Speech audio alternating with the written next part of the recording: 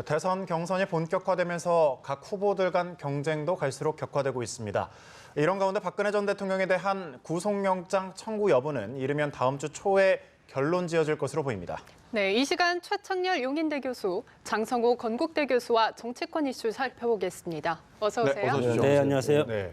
조금 전에 이제 기자 통해서 현장 연결을 해봤는데 국민의당 이야기부터 해볼게요. 네. 역시 이번 경선 사실상 많은 당원이 몰려있는 곳이 호남 지역인 만큼 오늘 경선이 사실상 결승전이다 이렇게 봐도 좀 무관하겠죠.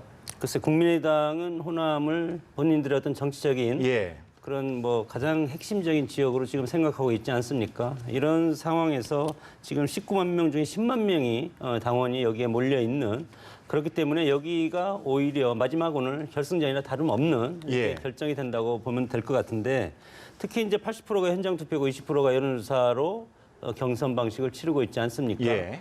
그렇기 때문에 여기에서 변수도가 청장년보다는 오히려 나이 많으신 분들이 상당히 많이 나올 가능성이 있고 예. 그런 차원에서 봤을 때 지금까지 오랫동안 여론적으로 떠있던 안철수 후보가 상당히 앞서지 않을까 이런 이제 전망을 저는 합니다.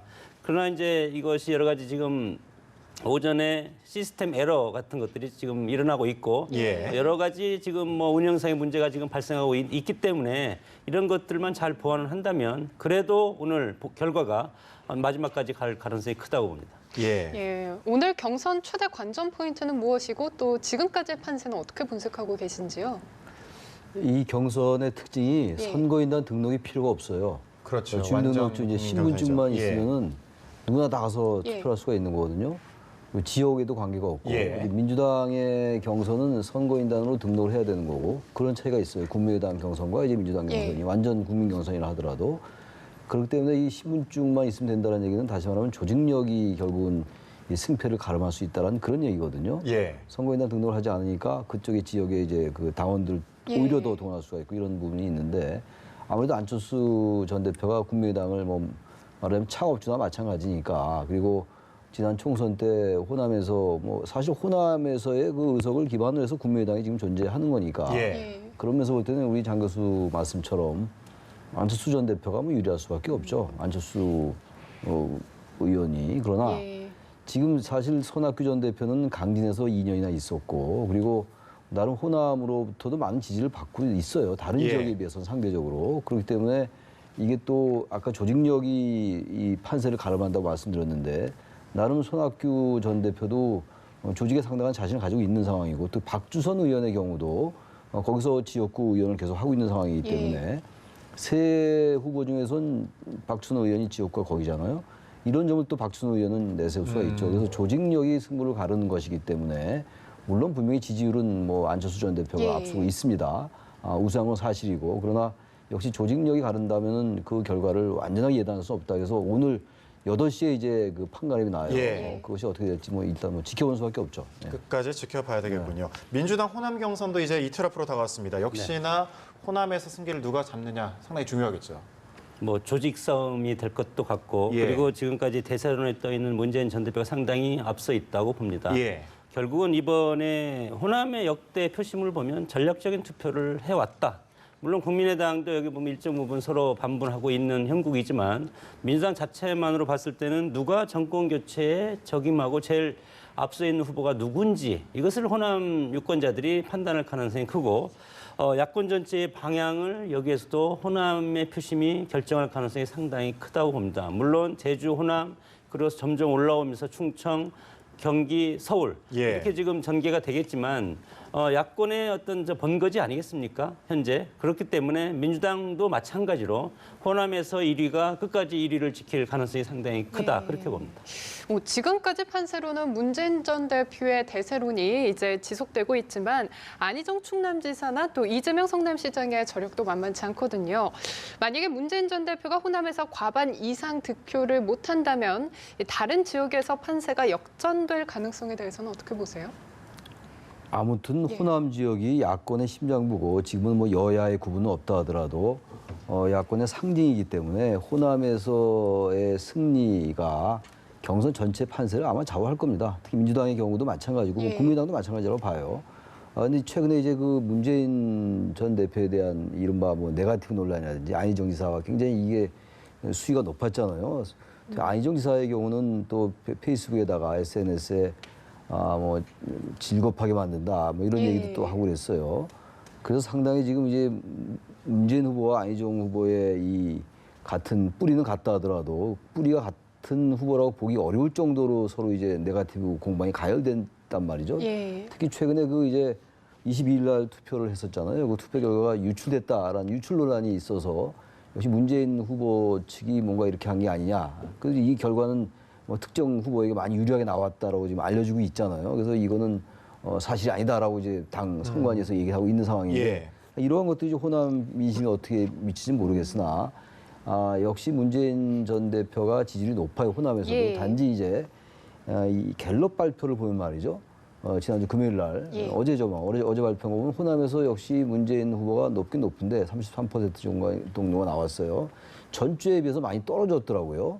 그리고 이재명 시장이 오히려 좀 올랐고 안희정 지사는 전주 대비 갤럽 발표를 얘기하는 예. 거예요. 전주 대비 거의 같은 수준이거든요. 그렇다면 10% 정도, 10%포인트 정도 이제 문재인 전 대표 떨어졌단 말이죠. 예. 이런 것들이 아마 이제 최근에 얘기 나왔던 그 이른바 전두환 표창장 논란 그리고 아까 제가 잠깐 언급했던 그 자료 유출 관련 이런 것들 때문에 좀 지지율이 빠진 것 같긴 한데 예. 역시 아까 말씀처럼 호남에서는 전략적 투표를 하는 경향이 있어요. 전략적 선택 때문에 여전히 좀 문재인 전 대표가 유리하긴 한데 예. 이것도 알 수 없어요. 역시 호남 민심이 또 어디로 갈지 전혀 선거라는 게 이변이 있어야지 뭔가 흥행이 될 수 있거든요. 예. 국민의당은 안철수 대표가 유리하다. 그리고 이쪽에 이제 민주당은 문재인 후보가 유리하다. 이렇게 거의 뭐 정서처럼 붙어져 있는 거 아니에요? 예. 여기서 뭔가 이변이 있고 아직 경선 남아 있잖아요. 국민의당도 예. 그렇고 민주당도 경선 일정이 계속 있단 말이죠.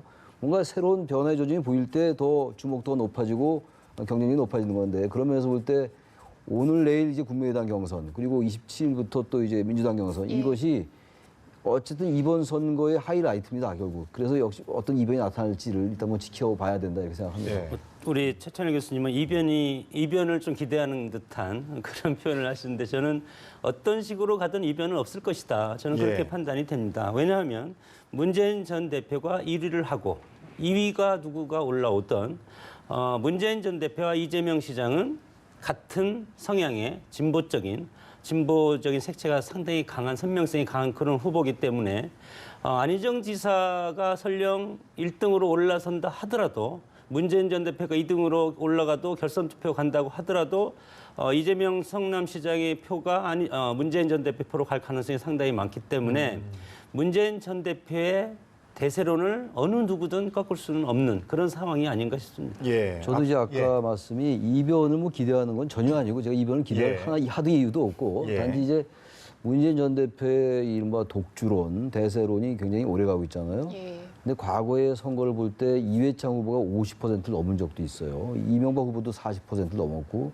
물론 이제 안희정 지사와의 경쟁 구도에서 이기면은 제가 봐도 뭐 선거 경선을 앞두고 어느 후보가 이길 것 같다라고 얘기하는 게 좀 바람직하지도 않고 예. 조심스러워서 말씀을 안 드리고 있는데 사실 문재인 전 대표가 박스권 형성하고 있긴 있잖아요. 지금 40%가 안 되고 있어요. 예. 이것 때문에 아직 대세론이다라고 이제 못을 받기가 좀 조심스럽다라는 거고 그러나 역시 계속 지금 뭐 몇 주째 계속 이제 1위를 고수하고 있잖아요. 그리고 민주당 이 경선이 일단 지지자들이 주축이 될 수밖에 없어요. 완전 국민 경선이라 하더라도 그래서 문재인 전 대표가 1차 투표에서도 이길 가능성은 좀 높다고 봐요. 사실 결선 투표까지 가도 사실 문재인 전 대표 유리한데 예. 저는 1차 투표에서도 50% 넘을 가능성도 있다 문재인 전 대표 이렇게 생각합니다. 단지 네. 이제 40% 넘지 않기 때문에 이거 무조건 대세론이다. 이렇게까지 얘기하기에는 좀 조심스러운 면이 있다라는 거죠. 알겠습니다. 특히 문재인 안희정 후보의 갈등이 좀 네. 갈수록 좀 격화하고 있다 싶은데 뭐 앞서 말씀하신 전두환 표창 발언도 그렇고요. 서로 이제 좀 불편한 심기를 드러내고 있잖아요. 이 갈등 경선이 끝난다고 해도 후유증이 좀 있을 것 같아요. 뭐 짜고 치는 것은 아닌 것 같고 예. 실제 상황이 아니겠습니까? 이것은 어떻게 보면 앞으로 친문, 친안 이런 식으로 개파로 흐를 가능성이 상당히 커졌다고 봅니다. 예. 문재인 전 대표의 목표는 이번 대선이고 예. 다음 미래는 없다고 생각하는 것 같고 물론 안희정 지사도 이번이 마지막으로는 했지만 아직은 상대적으로 젊지 않습니까? 예. 그렇기 때문에 문재인 전 대표와 최대한 각을 세움으로써 차세대 문재인 전 대표가 이번에 대통령이 되든 안 되든 차세대 야권 주자로서 자리매김하기에는 문재인 전 대표의 확실한 각을 세워서 예를 들어 정부로 들어간다고 하더라도 당내에서도 치열한 개파라든가 여러 가지 내부적인 어떤 투쟁이 앞으로 전개될 가능성이 상당히 크지 않습니까? 어떻게 보면 이것이 과거의 한나라당이나 새누리당의 친이 친박의 어떤 갈등 이런 구도로 갈 가능성도 있다고 봅니다. 정치는 현실이고 당내의 어떤 파벌이라든가 파워게임이 외부적인 싸움보다 훨씬 더 치열하다고 봤을 때는 이것은 지금 현재의 모습이 아니고 민주당, 야권의 미래의 모습을 지금 임시적으로 우리가 보고 있다고 봅니다. 예. 예, 한편 자유한국당에서는 홍준표 경남지사가 앞서가고 있는 상황이에요. 그런데 친박 김진태 후보의 추격도 속도를 내고 있는 모습이죠. 자유한국당에 대해서는 어떻게 보세요? 김진태 의원은 태극기 집회에 나와서 예. 탄핵 인용 승복하지 않겠다라는 얘기하고 또 탄핵 판결 있기 전에도 상식적이지 않은 발언을 굉장히 많이 했어요. 오히려 이제 그러한 그 발언이 좀 극우적인 발언, 어떤 면에서 볼 때 납득되지 않는 이러한 발언들이 지금 김진태 의원은 상당히 이제 그 자유한국당의 홍준표 지사와 거의 버금가는 이런 후보의 반열을 올려놓은 것 같아요. 홍준표 지사는 뭐 지난번에도 얘기했잖아요. 박근혜를 좀 잊어야 된다 이런 말을 했으니까 김진태 의원과 홍준표 지사는 아주 상반되는 것 같아요. 자유한국당 내에서. 예. 근데 아무튼 김진태 의원이 지금 이제 아주 강경 보수라고 할까, 강성 보수 이런 사람들의 그런 세력들의 지지를 이제 받고 상당히 지지율이 올라갔어요. 그래서 자유한국당 경선 결과도 뭐 완전히 예단하기 좀 어려울 것 같긴 해요. 물론 지지율은 지금 뭐 전체적으로는 홍준표 지사가 좀 높게 나오잖아요. 높게 나오더라도 어쨌든 자유한국당의 기본 DNA는 친박근혜적인 성향이 있는 후보들이 상당히 우위에 쓸 수 있는 그런 구조란 말이죠. 아직 홍 지사가 높다 하더라도. 그러나 이제 문제는 그러한 것 때문에 지지율이 올라갔지만 그게 도를 넘게 되면은 친박에서도 상당히 불편해할 수 있다는 생각이 좀 들어요. 특히 범보수 진영. 그러니까 보수라는 게 어느 하나로만 우리가 단정할 수가 없거든요. 제가 아까 강성보수라는 표현을 썼는데 그런 어떤 유권자 계층이나 그런 사람들도 있는 것이고 아주 합리적 보수, 중도 보수 이런 사람들도 있어서 이걸 우린 통틀어 이제 편의상 뭐 범보수다 이렇게 얘기하는데 이 범보수가 과연 김진태 의원의 그러한 발언들, 그러한 식의 어떤 방향성 이런 것들을 꼭 지지한다고 하기는 어려울 것 같아요. 그러나 여전히 어쨌든 그러한 발언들이 지지층을 좀 결집시킨 면이 분명히 있어요. 그러니까 어떠한 좀 갈등을 증폭시키는 발언들이 되게 자신의 지지층을 강고하게 하는 면이 있거든요. 모든 정치가 다 그렇단 말이죠. 그러면서 지지율이 올라갔는데 그게 얼마나 유지될지는 일단 뭐 역시 지켜봐야 될 것 같고 경선 과정이 지켜가면서 어떻게 변화가 될지 예단하기 좀 어려울 것 같아요. 네, 말씀하신 이 범보수, 이 홍준표 지사와 김무성 의원이 만나면서 또 범보수 후보 단일화 가능성이 또 점쳐지고 있거든요. 앞으로 야권의 이제 대선 과정을 거치면서 야권의 판도에 따라서 범보수가 단일화되냐 아니면 각자 도생을 하냐 이거에 따라서 결정이 될 가능성이 상당히 큰데 민주당과 국민의당의 후보가 나와서 앞으로 이제 선거 운동을 하지 않겠습니까? 대선 직전에 마지막 이제 단일화 시점이 있는데 그때 가서 야권이 분열된 상태에서 보수층이 결집해서 35% 이상만 되면 해볼 수 있다. 그러면 보수 전체가 저는 단일 후보를 낼 가능성이 상당히 크다고 봅니다. 그러나 지금은 아직은 판이 안 벌어졌기 때문에 지금 단일화 연대라든가 이런 건 삿바싸움을 하고 있는 것이고 특히 여기에는 박근혜 전 대통령의 존재가 변수로 끝까지 갈 가능성이 상당히 크다.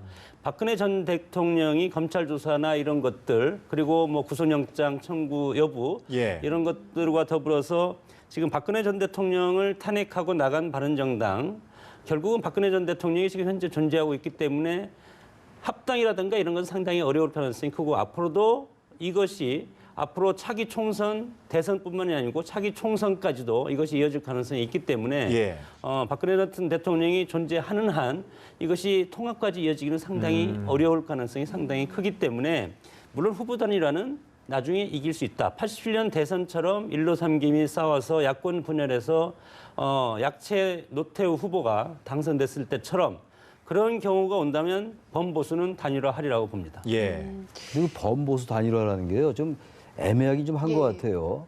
만약에 김진태 의원이 후보가 됐다 자유한국당에서 그럴 가능성이 있잖아요. 그렇게 되면 김진태 의원과 바른정당이 후보 단일화가 가능할까?